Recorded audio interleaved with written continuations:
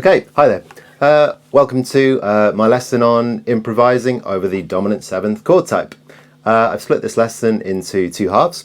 On the first half, we're going to look at 4 different scales, looking at the major pentatonic, mixolydian, minor pentatonic, and the altered scale.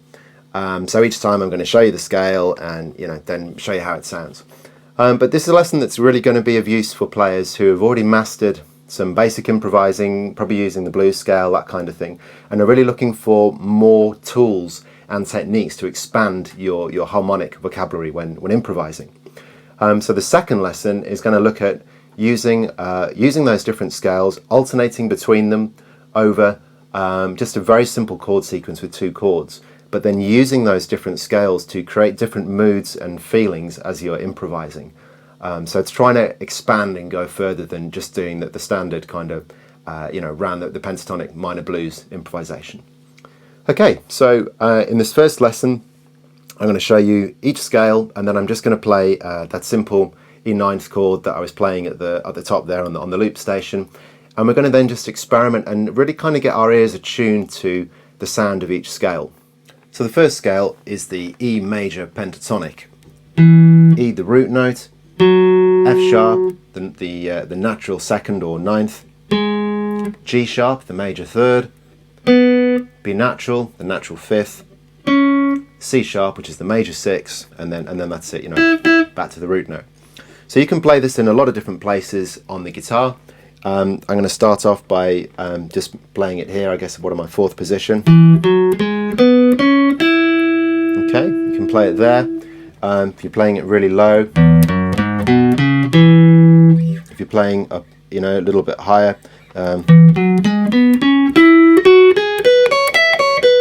Interestingly, it's actually exactly the same scale as the minor pentatonic of the relevant minor. So not to get too technical, but you can use a C sharp minor pentatonic. It's the same, yeah.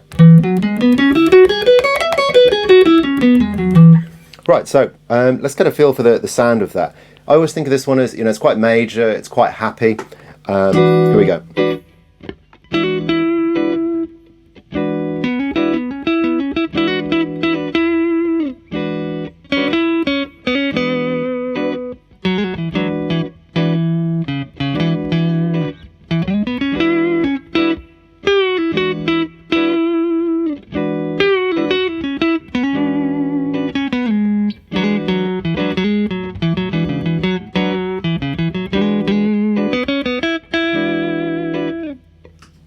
Next, if we have a look at the mixolydian, it's got all the same notes as the major pentatonic, but it adds in a couple of extra ones. So this is the mode, the mixolydian mode, which goes exactly with the 7th.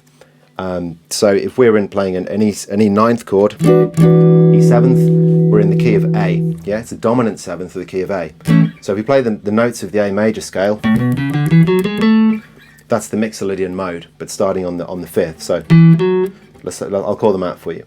E natural, F sharp, G sharp. Yeah, that's the root note, the natural 2nd or 9th, and the major 3rd, same as the pentatonic. We've then got the 4th, which is the A, B natural, the 5th, C sharp, but we've got the 7th, D natural. Yeah. So really, all we're doing is we're adding the 4th, and we're adding the D. Which is the minor 7th in the chord, and so that gives us a couple of other options. And if you play a mode, the idea is that you sort of explore the notes of the mode sort of evenly. It's not really something so much used in a blues context, but I'll demonstrate it.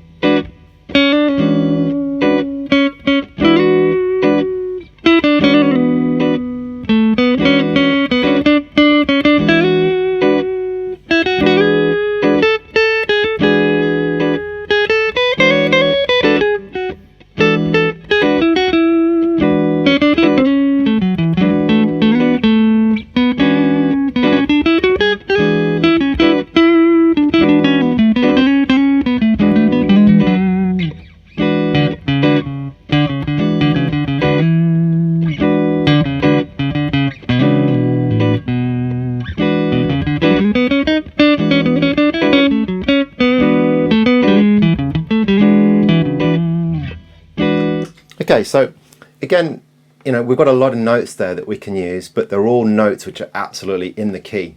Yeah, so we're not getting any real tension notes there.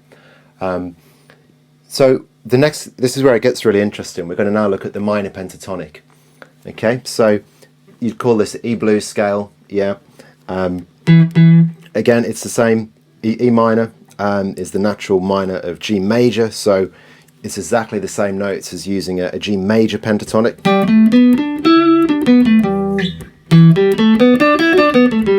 Okay, so here are the notes, call them out for you. We've got a E natural, the root note, a G natural, the minor third. We've got the A, which is the perfect fourth. We've got the B, perfect fifth. Then we've got the D natural, which is the seventh, or the minor seventh, and that's it, back to the root. So it's a scale which I'm sure you all know this. But what's interesting, of course, is that we're playing that over the same chord, that ninth chord. So even though in that ninth chord or seventh chord, I've got the major third, yeah. In the scale which I'm going to use, I've got the minor third, and that is really what creates that blues sound. The fact that we've got a major chord and we're using a minor tonality over the top of it. So I'll demonstrate that for you now, and think about how the contrast in the feel is. It sounds completely different to a major pentatonic. Rather than being happy, it creates tension because it's minor. We've got all the fourths in there. That note isn't in the chord. And it just creates a different feel.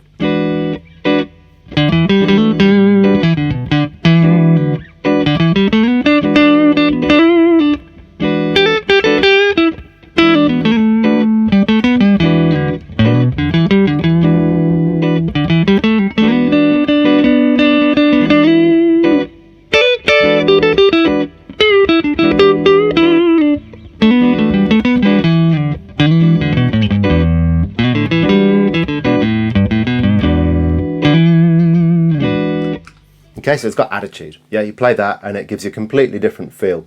A lot of attitude over the chord. Okay, so we've looked at the major pentatonic, we've looked at the mixolydian, minor pentatonic or blues scale. Now we're going to look at an even more dissonant approach, and this is using the altered scale.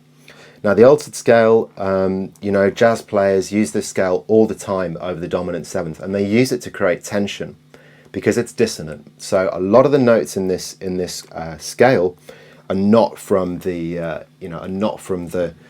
key, and that's what creates that tension and that dissonance. So it's a really great thing to try and get your ears used to that sound, use that to create tension, and then resolve it by coming back to some notes which are actually in the key.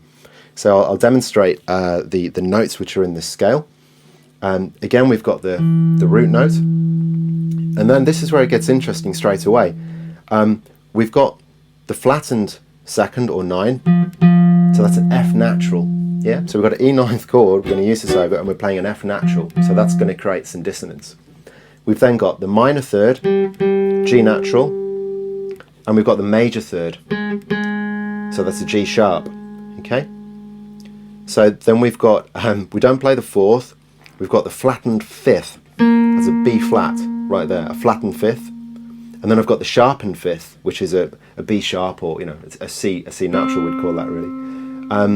And then we've got the seventh, the dominant seventh or the minor seventh, so that's a D natural.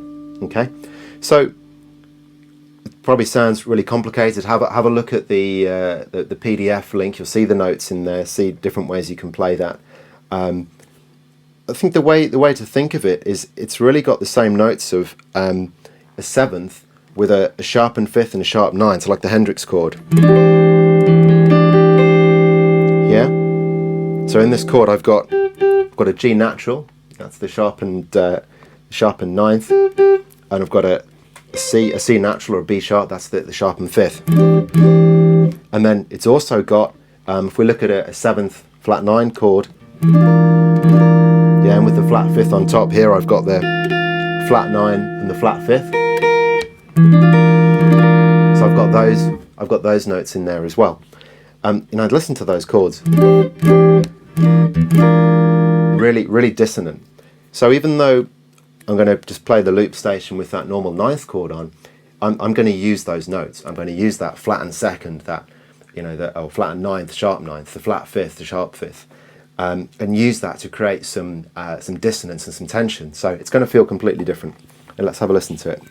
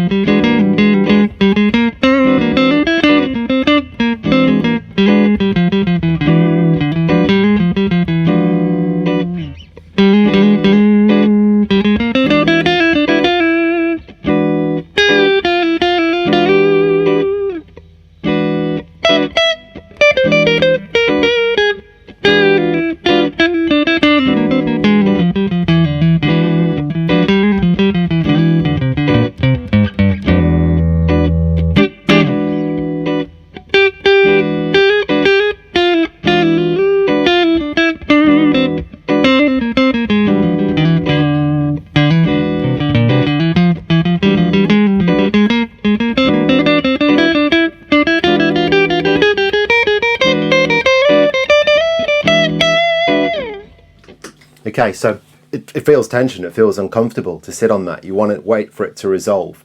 And that's the interesting thing for the second part of the lesson. So I'm going to leave that there.